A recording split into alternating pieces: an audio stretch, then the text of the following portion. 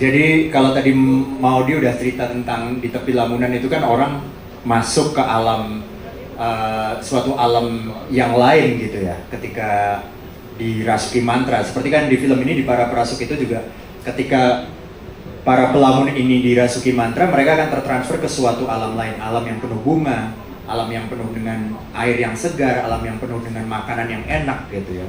Nah, salah satunya adalah yang teman-teman lihat di belakang ini. Ini ada satu adegan di mana si Laksmi, karakter yang diperankan Maudi itu sedang tertransfer ke satu alam di mana dia bisa mandi dengan rasa segar sekali. Ini juga di trailer udah kita sharingkan.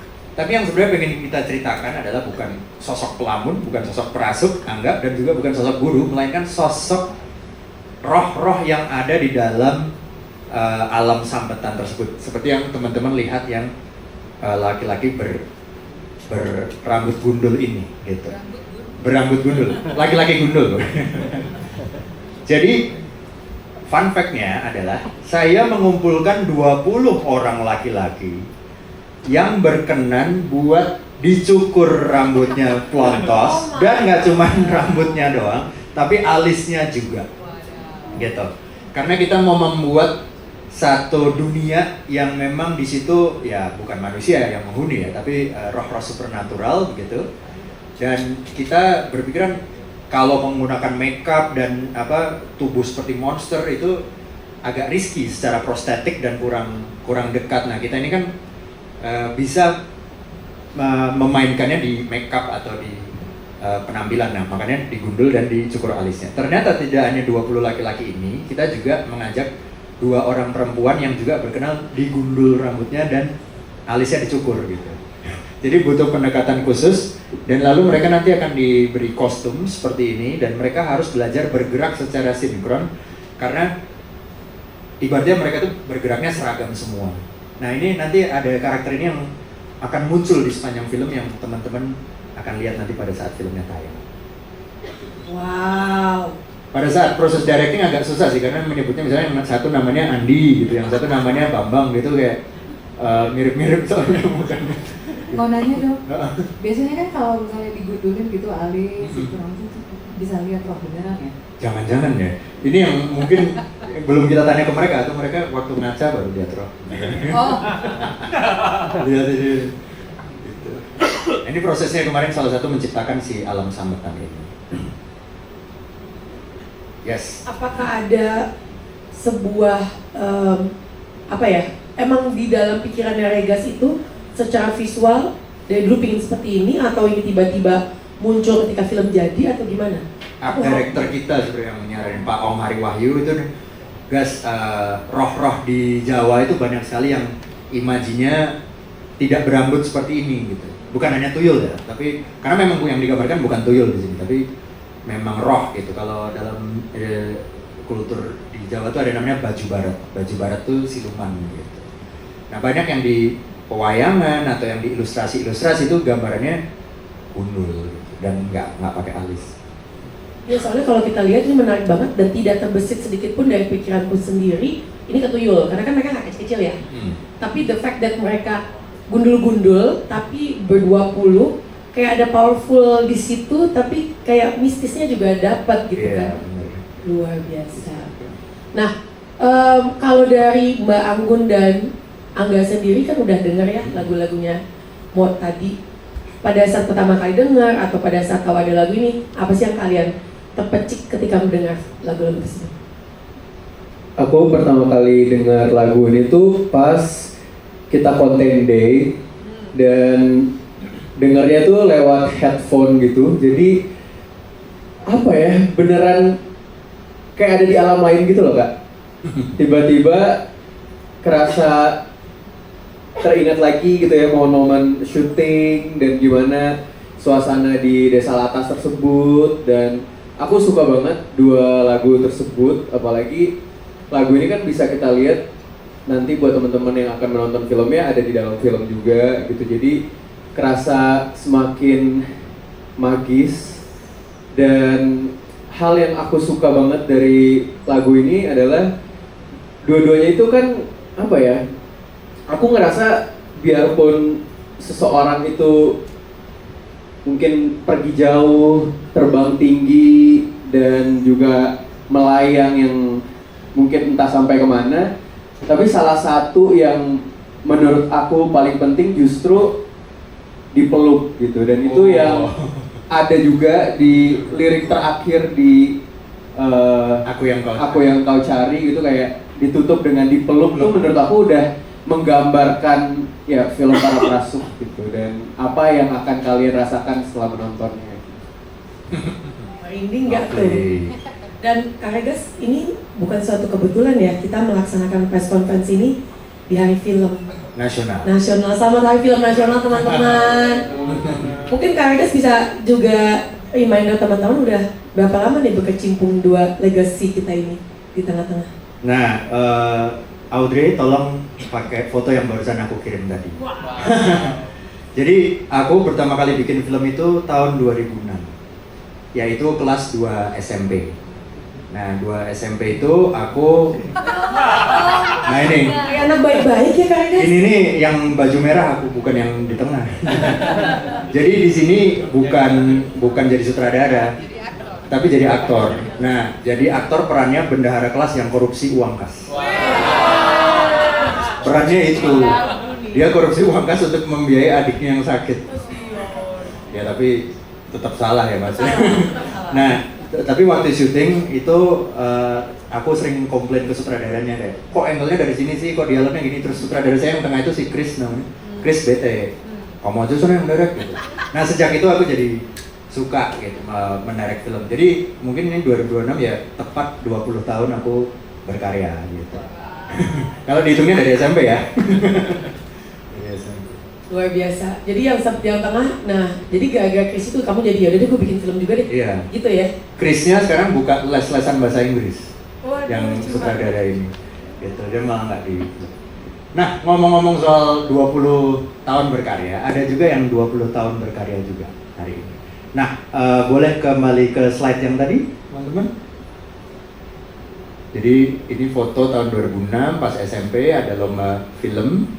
Nah, ada juga yang 20 tahun berkarya juga adalah ini. Maudy Ayunda. Maudy Ayunda. Boleh tepuk tangannya dong, 20 tahun. Gila ya transformasinya Kak Regas, lihatlah itu. Ya, nah ini gimana mau cerita dong?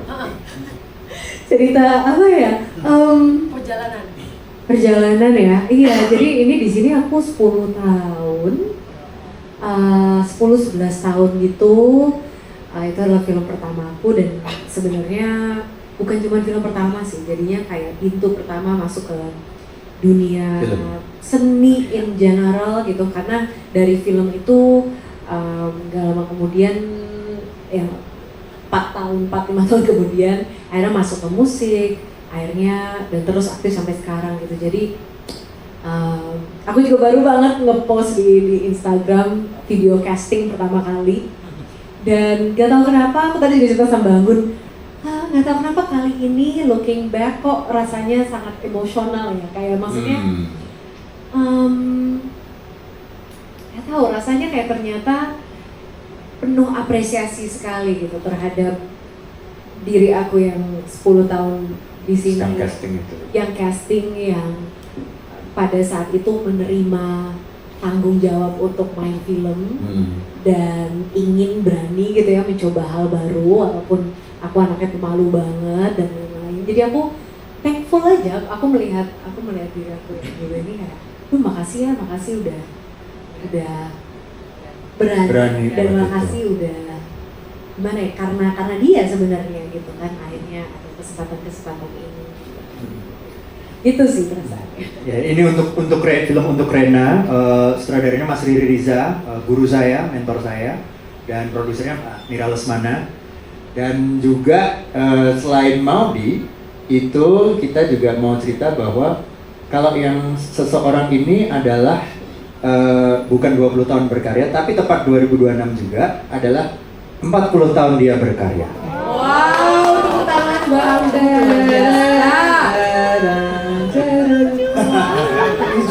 Nah, ini foto apa nih Mbak Anggun? Mungkin bisa cerita. Ini sebenarnya album aku umurnya 9 tahun.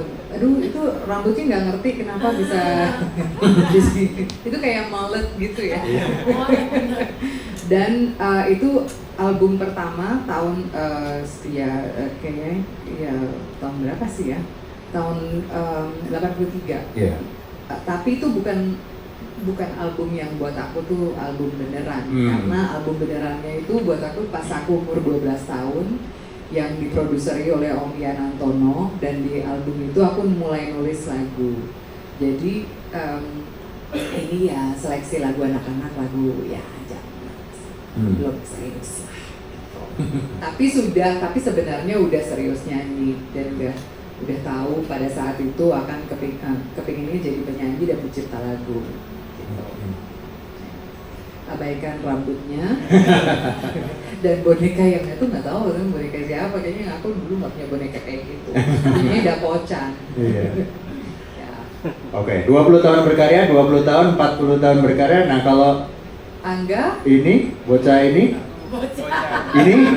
nah ini nih, ini berapa tahun berkarya? Lo pertama kali main di industri ini umur berapa? Aku main di project pertama itu sinetron 2015, jadi mungkin 11 tahun yang lalu, dan judulnya juga entah kenapa spesial gitu ya, karena ada unsur hewannya juga. Oh, apa judulnya? Malu-malu kucing. Mungkin itu takdir juga ya. Roh kucing. Roh kucing kan di sini. Iya, jadi pertama kali usia 15 tahun, dan itu pun cukup sulit karena aku kan emang lahir dan besar di Lombok gitu. Jadi sebenarnya untuk bisa berada di industri ya seperti ini, entertainment tuh sangat sulit dan jarang banget gitu. Bahkan sampai sekarang pun mungkin aku ngelihat mungkin baru 1 atau 2 orang yang berada di industri yang sama gitu, berasal dari daerah yang sama gitu. Jadi agak lumayan sulit, dan aku beruntung juga bisa punya ekosistem, support system yang luar biasa dari keluarga aku gitu. Karena kan kebetulan ya usia 15 tahun yang biasanya aku cuma ngerti ya sekolah atau enggak ya les gitu 1-2 gitu. Jadi belum kepikiran sama sekali untuk kira-kira apa nih yang akan dilakukan gitu. Tapi ternyata di usia 15 tahun ini nggak cuma dari aku yang ingin, tapi support system dari keluarga juga mendukung. Itu yang menurut aku salah satu yang penting juga sih dari perjalanan karir aku gitu. Jadi aku nggak ngerasa sendirian, ada yang membantu secara emosional juga gitu, karena anak 15 tahun udah ditinggal jauh sama kedua orang tua kan sebenarnya berat gitu, tapi aku ngerasa mereka tetap ada di dekat aku walaupun dari jarak yang jauh gitu. Itu berarti sekarang umur 25 ya Mbak? Tahun ini 26. Tahun ini 26, tapi sekarang masih 25 kan? Sekarang masih 25. Berarti 10 tahun. 10 tahun. Wah. 20, 40, 10. Iya. Jadi tahun yang oke lah. Udah, jangan bubu nih Iman nih ya. Kalau nggak berikutnya masih Udah, dia lahir dong. Dia papaku lahir. Tapi ini menarik banget nih Kak Regas. Berarti 10 tahun sampai kamu akhirnya di Manusia Silver ya? Nah ini iya nih, apa nih? Angga Yunanda jadi Manusia Silver yang kemarin viral ya teman-teman media. Boleh ceritain dikit ya Kak Regas sama Angga, gimana tuh bisa begitu? Kenapa tiba-tiba kepikiran Manusia Silver? Pokoknya gue pengen bikin lo nggak ganteng aja sih. Jadi dari Budi Pekerti kan udah jadi muklas. Ini Bayu nih ya silver dong gitu. Tapi tetap ganteng.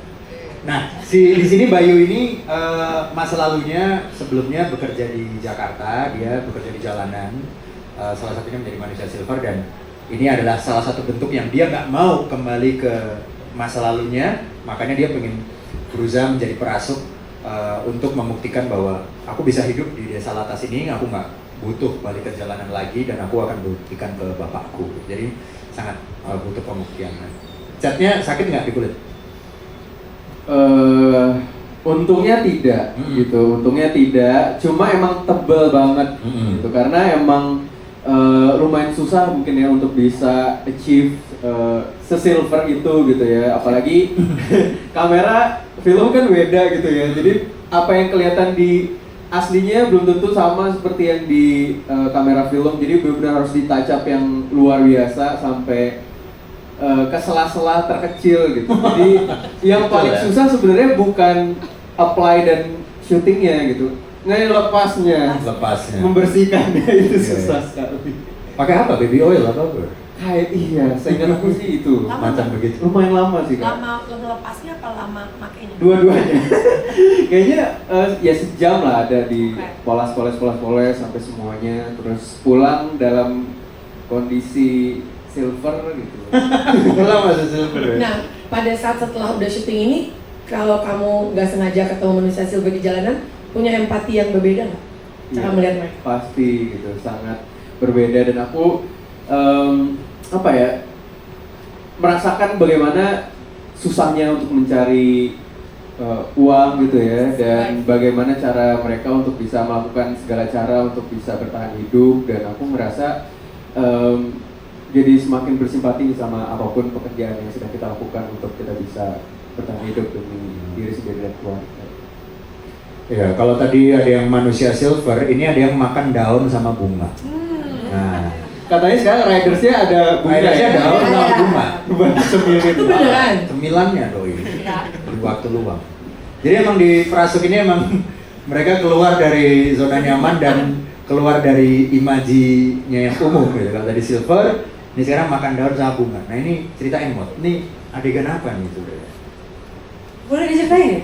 Oke. Ya ini aja. Oke, kira-kira aja ya. Jadi ini memang adalah adegan di mana aku sebagai seorang pelamun itu dirasuki oleh sebuah roh hewan. Boleh ceritain ya? Boleh dong. Nah, hewannya adalah semut. Dan di sequence semut ini memang yang terjadi adalah kita bisa merasakan makanan-makanan enak yang kayak kita lagi makan di restoran Michelin star mungkin ya, tapi sebenarnya yang kita lagi makan itu adalah dedaunan, bunga, sama Batang rebung mentah gitu. Oh my gosh, itu ya. Mm-mm. Ya, ini sih. Daun dan bunga sebenarnya cukup oke aja gitu. Rasanya Buat gimana? aku. Iya. Gue malas nyobain. Iya. Itu bener, itu ditelan beneran. Nah, Oh ini nggak ditelan tapi bener-bener sampai dikunyah sampai gimana? dari- Dikunyah dan harus cukup banyak karena memang itu adalah keperluan filmnya. Yang memang agak-agak lebih menantang itu justru rebung mentahnya karena aku tuh sampai inget banget tadi itu Regas sebelum kita mulai syuting, Mot sini Mot. Hah, kenapa? Mau cobain dulu nggak? Jadi aku dipanggil dulu, jadi dikasih kesempatan untuk mencobakan rebung itu. Terus memang sebenarnya bikin triknya adalah dia keras sekali. Mm-mm. Rasanya memang agak-agak ya tidak enak. Kayak lumpia nggak? Jauh ya. Masih jauh. Kayaknya masih berapa step lagi baru kayak lumpia. Tapi yang susah adalah dia keras dan dia tuh begitu digigit dia kayak akan langsung nyangkut ke gigi gitu loh. Oh. Karena dia tipe yang berserat Model gitu, serat sekali ya? dan tapi berair tapi juga Ya. baik. itu yang justru itu yang lebih challenging. Kalau daun dan bunga masih aman loh. Apa rasanya? Tawar apa? Rasanya Wangi? dan kalau daun sebenarnya kayak makan daun. Kayak salad gitu. Kayak salad tapi lebih raw lagi Iya, aja, iya, lebih hijau gitu. Oke. Gitu. Bunga? Kalau bunga rasanya kalau teman-teman di sini suka nyium fragrant apa Oh. gitu, ini kayak tapi dimakan gitu kan.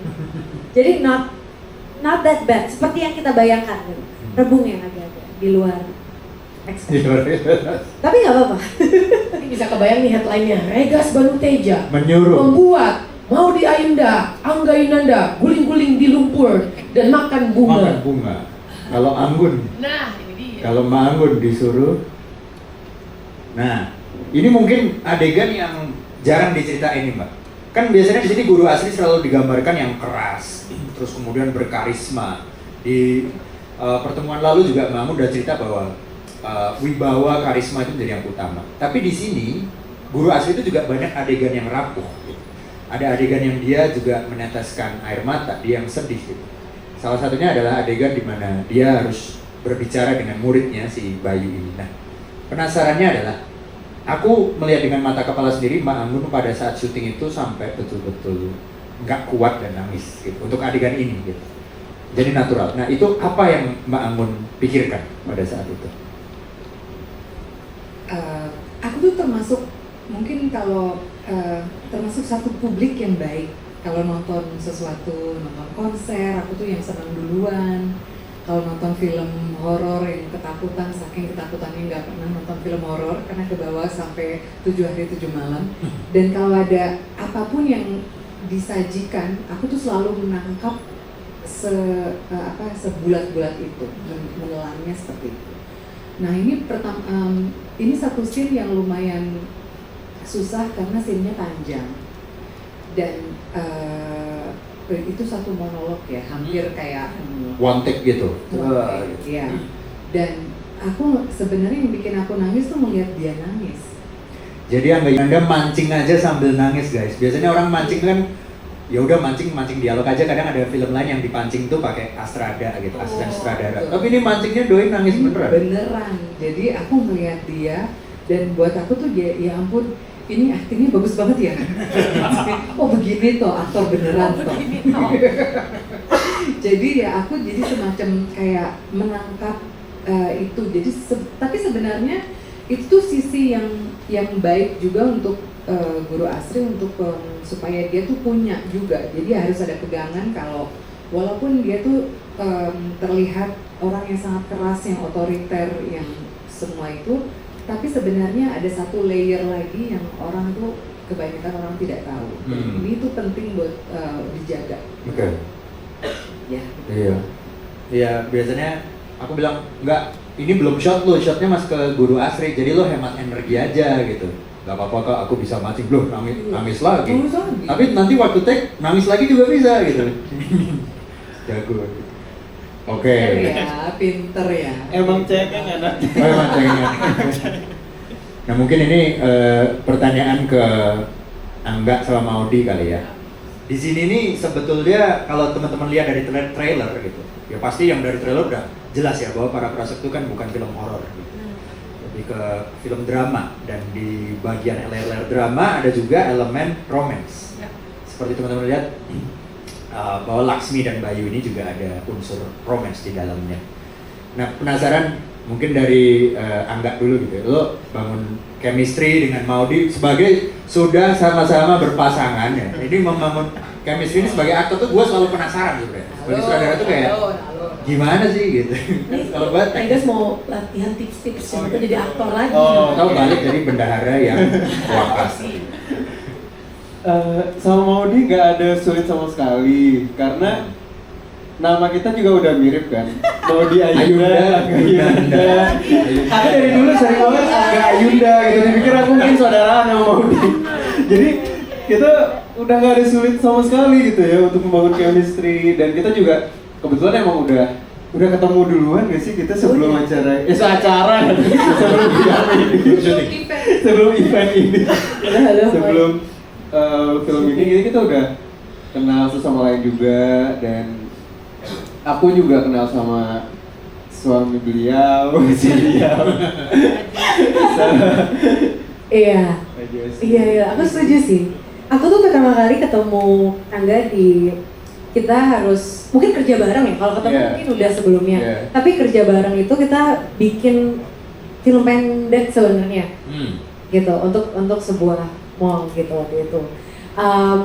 Dan aku di situ aku udah berpikir kayak gini, ini agak aneh ya. Maksudnya aku sebenarnya baru pertama kali kerja bareng Angga, tapi aku tuh ngerasa nyaman banget sama dia. Auranya atau energi? Aura dia itu sangat-sangat aman, tenang. Tapi kan ada ya kadang-kadang kita kerja bareng orang, diem-dieman, tapi itu awkward. Ya, jadi kayak kalau iya. Gimana Mat kabar? Oke. Iya, jadi kayak ada tension. Kalau sama Angga itu mau kita ngobrol asik, mau kita lagi mau diem-dieman asik, mau kita lagi apa. Jadi kayak ada rasa aman itu yang even dari shooting project itu tuh aku udah ngerasa.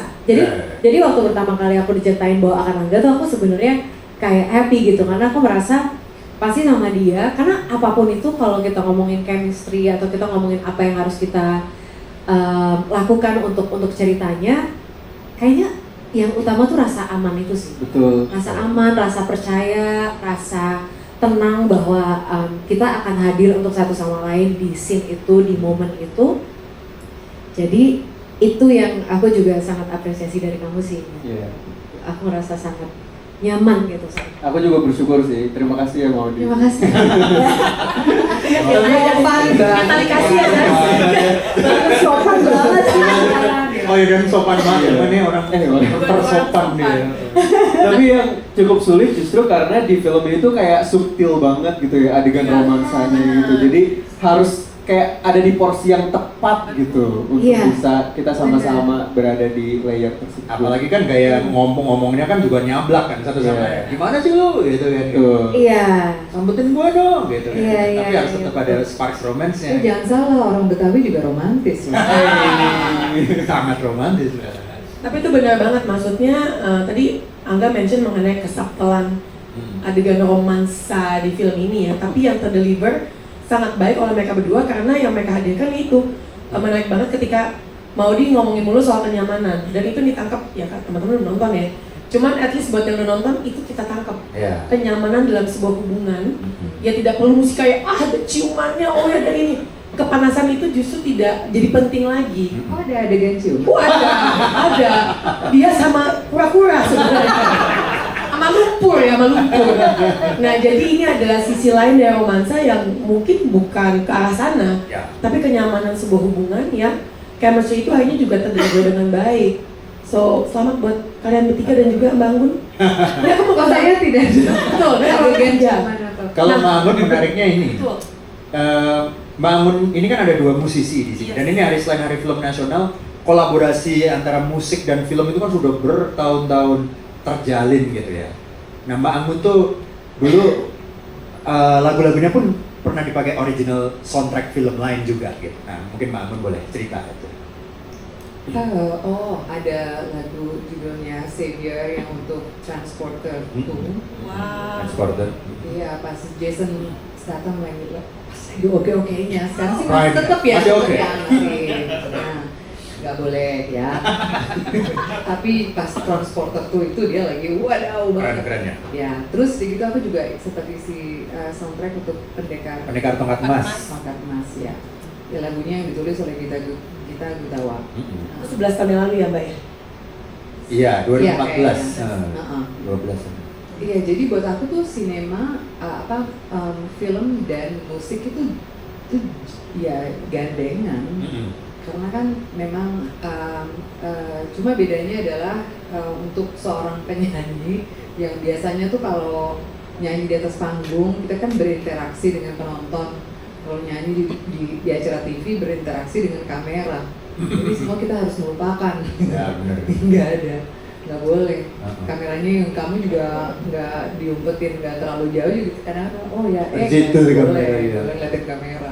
Beda. Tapi kan menariknya pernah Mbak Anggun pernah main drama musikal juga di Itali gitu dan Jadi manggung. betul.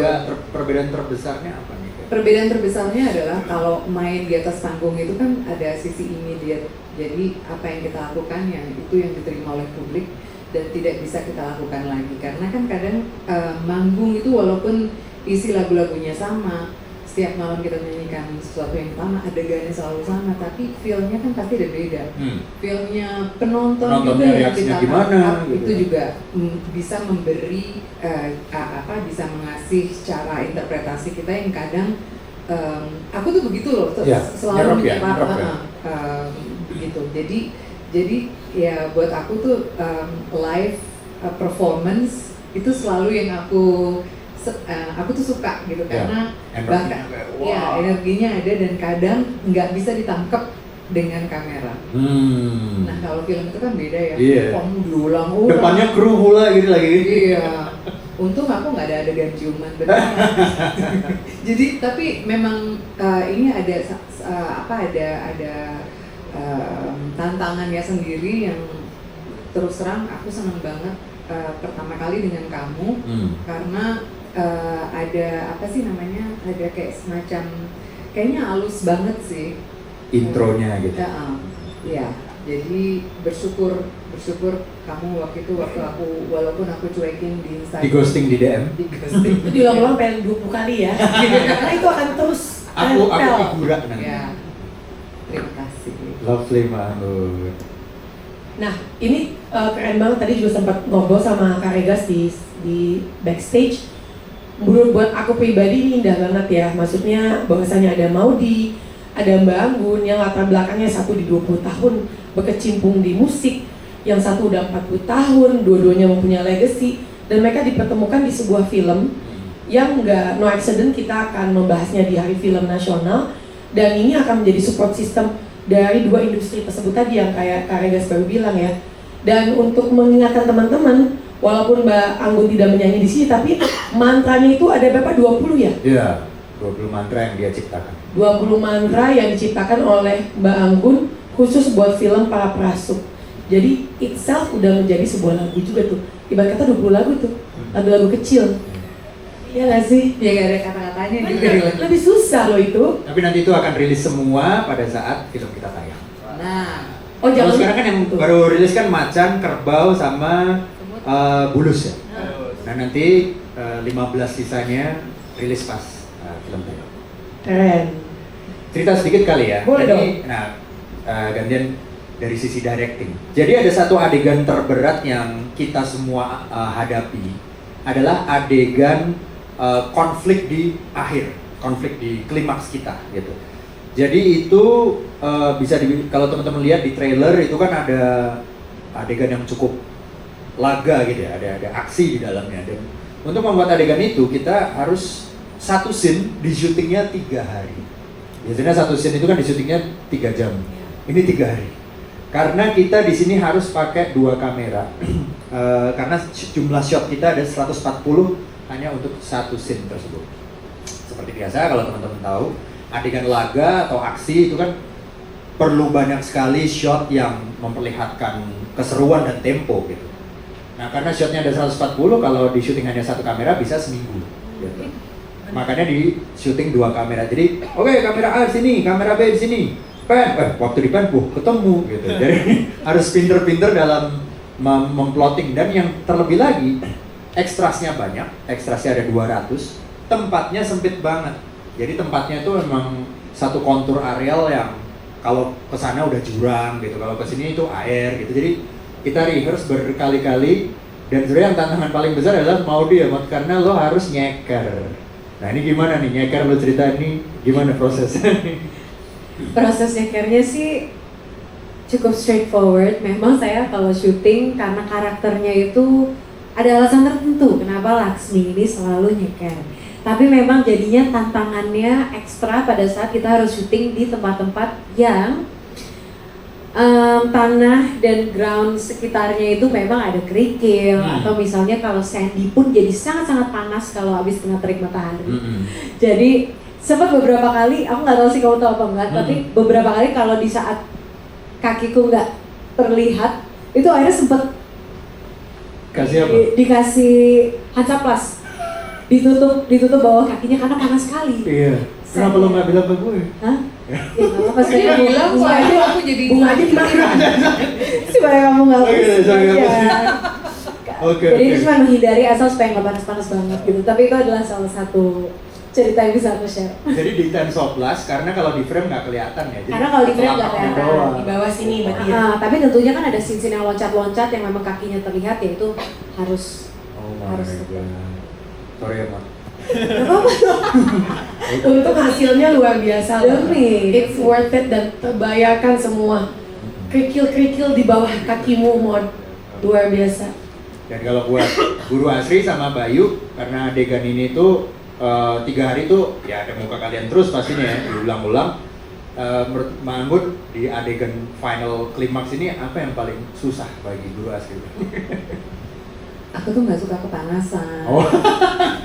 Lu udah Jadi Guru pas Asri sama kan, nih. iya pakai bajunya kan aduhai terus gitu loh, yang pakai itu Iya. aku pakai baju Yang warna merah, merah ya. lengan panjang Hmm. lagi. Panasnya, atau biasa di Perancis tuh. Iya, jadi setiap pokoknya setelah satu take selesai, aku tuh dikerumutin oleh banyak es, batu es di mana-mana. Ditempel Jadi, sini. Iya, pakai. ditempel di sini-situ. Dan tapi memang ini aku ngerasain bahwa film itu susah banget ya. Jadi malah aku punya rasa respect kepada nggak cuma dari kita para aktor, tapi itu para kru karena kan mereka di situ dari yang pertama datang, yang terakhir pulang, terus udah gitu semua ekstra sisa figurannya tuh, jadi maksudnya ya ampun ini tuh semua kita bekerja Satu demi desa. satu shot loh, Iya. demi regas. Walah. Jadi tuh Oke. kerikil tuh mestinya tuh minta maaf ke kakinya Ke kamu, kakinya Maudi. jadi tapi ini semua tuh kayak ya kita jalankan tuh memang benar-benar demi satu film. Ini Iya. kayak ada semacam kayak satu apa sih satu misi yang kita jalankan bersama. Jadi seneng karena kita nggak sendiri sekali lagi. Angga apa nggak? Ini kan maksudnya ini klimaks lo nih. Paling susahnya apa nih pas 3 hari syuting di mata air mulu nih kayak. Niup slompretnya mungkin ya. Gitu, karena Oh, iya. bisa dibayangin dari pagi sampai sore niup terus selama 3 hari gitu. Karena kalau ke hari-hari Itu lain bebas, mungkin ya. paling cuma ya 1 scene gitu sehari atau 2 scene gitu. Kalau ini kan 1 scene 3 hari dan emang pasti kita main musik terus Iya. gitu. Tapi untungnya emang entah kenapa kalau set gede itu ambience-nya beda banget gitu. Jadi mungkin kayak lagi berasa ya kolektif gitu loh. Orang rame gitu. Rame gitu. Jadi entah kenapa selama syuting tuh mungkin nggak kerasa capek kecuali Maudi. Mungkin. Doi harus Tapi ya setelah di nyampe hotel baru kayak oh oke. Baru berasa kayak Energinya keserap semua. ya, keseru semua gitu. Kayak pegel gitu ya. Pipi lo soalnya cuma Karena harus niup terus gitu. Tapi emang itu kali ya magicnya film gitu ya. Jadi semuanya kerasa fun, energik dan aku suka banget sih setiap prosesnya gitu. Dan terutama salah satunya scene final ini gitu yang selalu aku inget terus gitu.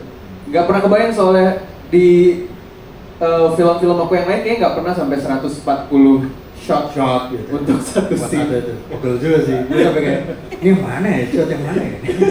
Ini udah sampai yang mana? Mau terakhir sebelum Q&A? Boleh, kamu mau ngasih tahu itu ya? Mau nggak? Yang Belum. Jadi Maudi nih terutama.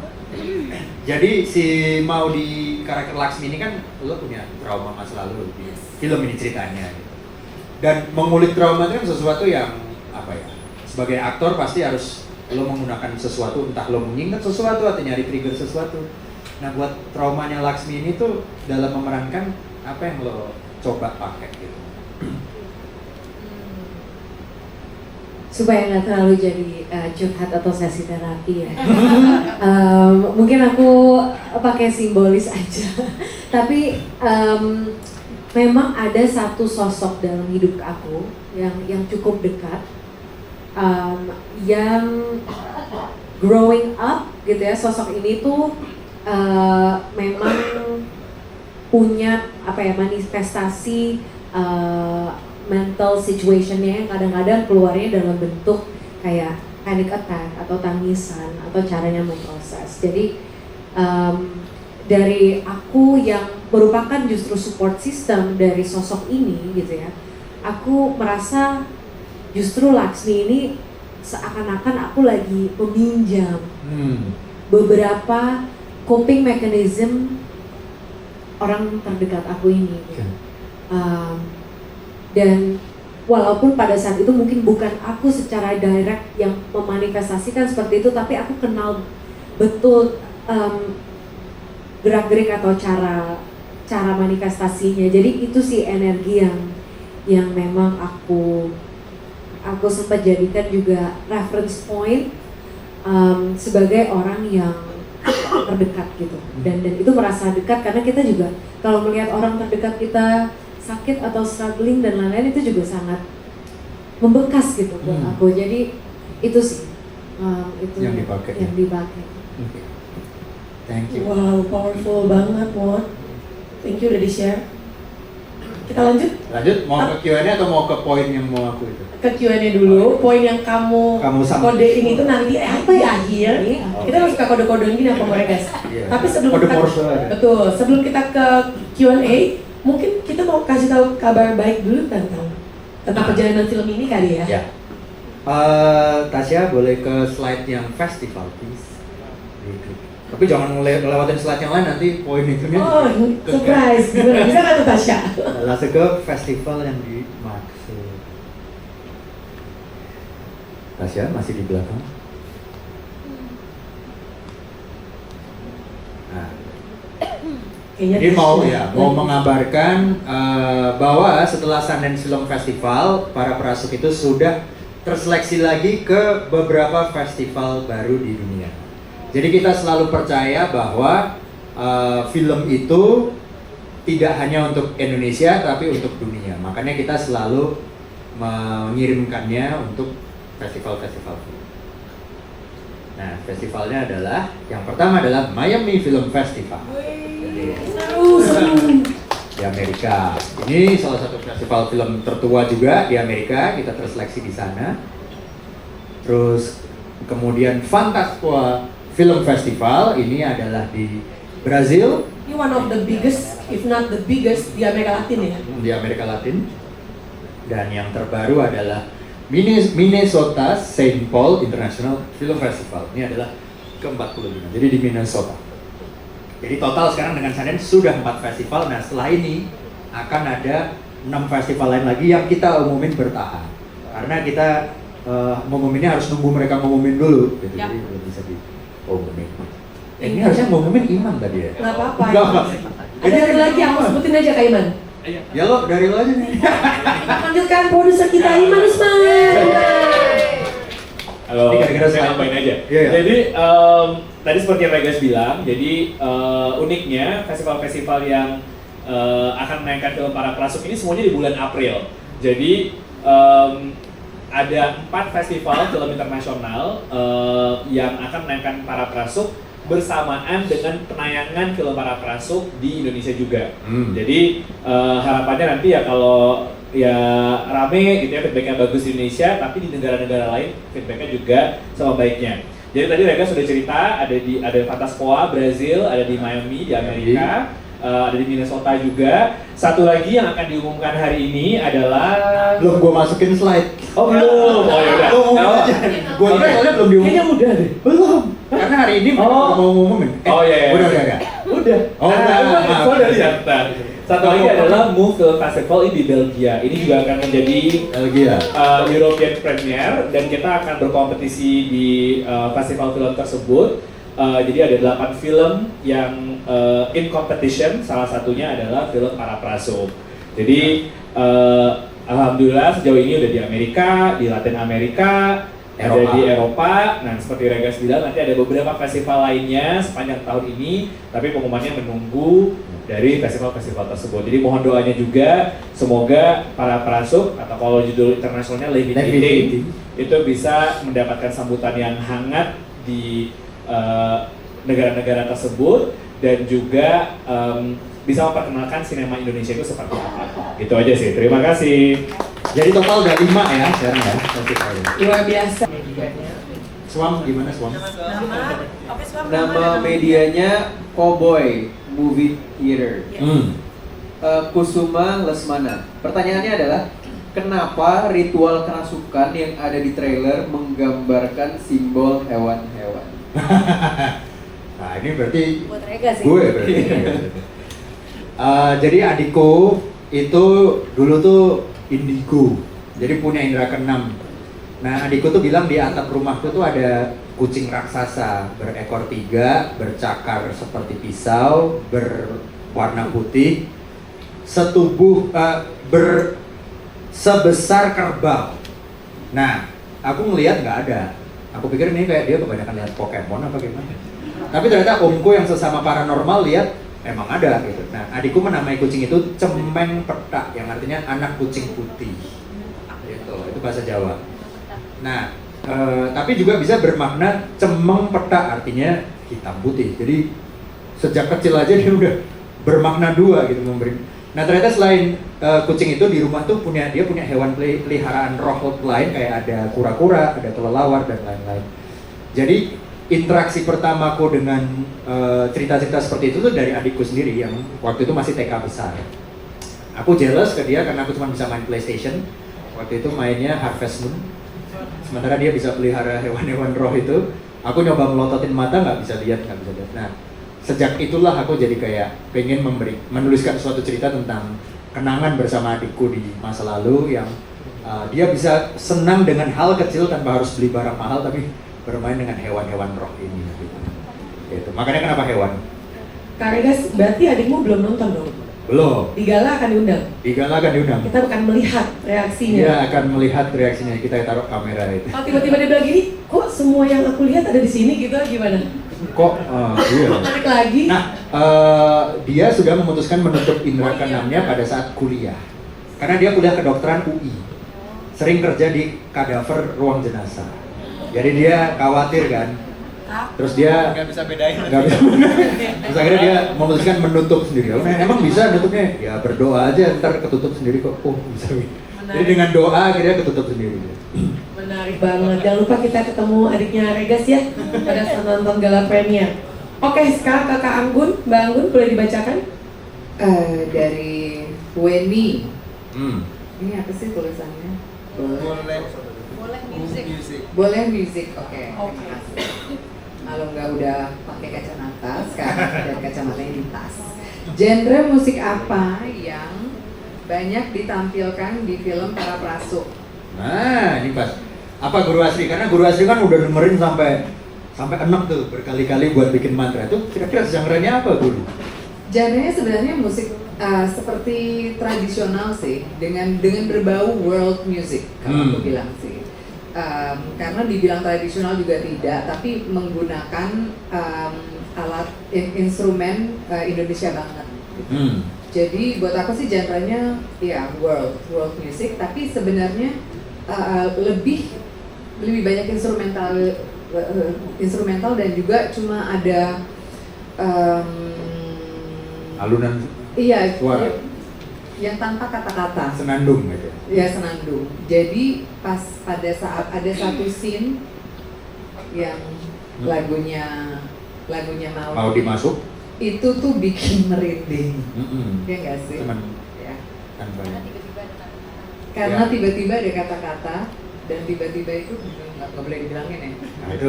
Jangan. Pokoknya ditonton. Kalau nggak merinding berarti nontonnya nggak di sebelah AC. Mestinya pada merinding, mestinya. Ya. Ya, dan ada paduan alat musiknya kayak gitar listrik itu kan dari barat sebenarnya, tapi dipakai di sini gitu ya. Ada tam-tam itu kayak pralon pipa tapi dipukul-pukul, jadi alat musiknya pun juga kontemporer gitu, gabung dengan tradisi. Si gitar listrik, Ciko, si Tam-Tam, si Brian ya? Brian. Tapi cara memainnya tuh lebih Indonesia. Ritmenya gitu ya. Silakan kamu, bagian kamu. Ini pertanyaan dari Mbak Ami Utari dari Dios Club ID. Proses dalam pembuatan lagu sampai ke music video dan tema besar apa yang diangkat dari music video ini? Pas banget. Kok bisa gitu sih? Bisa gitu ya? Pertanyaannya ke musik ke Mbak Anggun, video musik. Yuk. Ini udah di set up semesta sih. Mungkin Aku. karena tadi yang lagunya sendiri udah diceritain, apa lebih ke music video?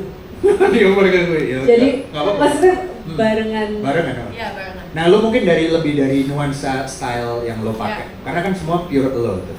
Oke.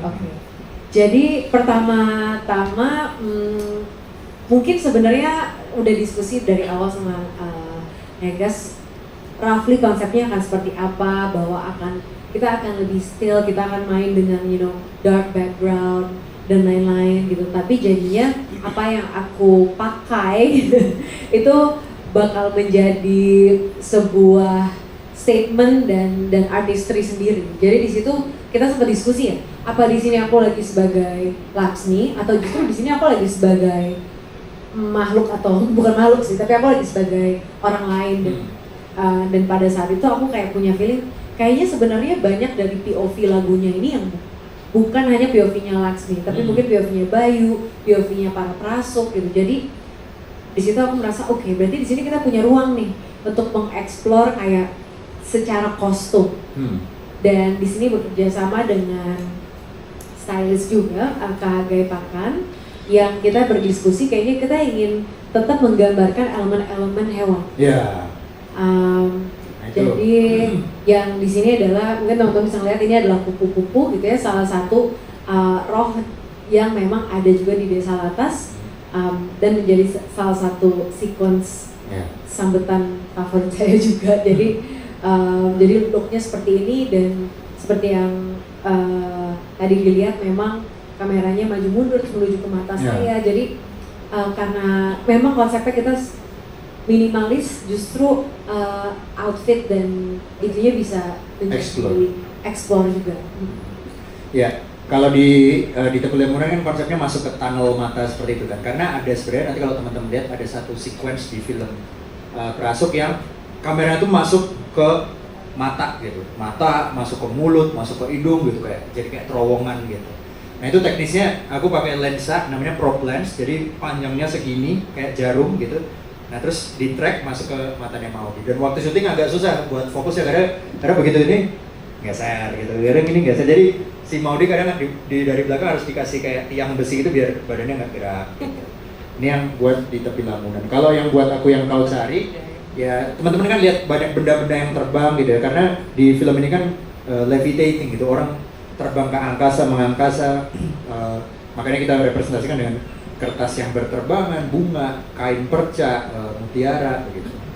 Untuk menggambarkan ya di sini segala mimpi yang awalnya dicita-citakan terwujud, kemudian jadi enggak gitu. Ini tapi kita syutingnya cepat, cuma sehari kita beres. Gitu. Pemilihan pemain, untungnya mereka sekali rayu langsung mau semua. Kalau ini kan ketika merayu kan Maudy dirayunya di restoran. Wah kita makan Korea gitu ya, langsung dirayu, mau.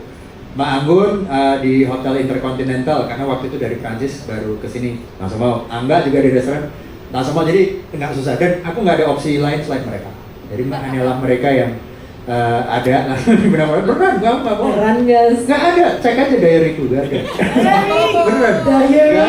Aku udah langsung mau bersama mereka dan tawaran pertama langsung. Tapi buat memerankan ini minimal 2 bulan latihan, mau nggak? Dan semuanya mau, karena jarang aktor yang mau. Karena kan jadwalnya sibuk kan, karena 2 bulan latihan tuh rehearsal terus. Nah, yang berikutnya pertanyaan mengenai soundtrack, pemilihan soundtrack. Nah, uniknya adalah kita awalnya nggak merencanakan.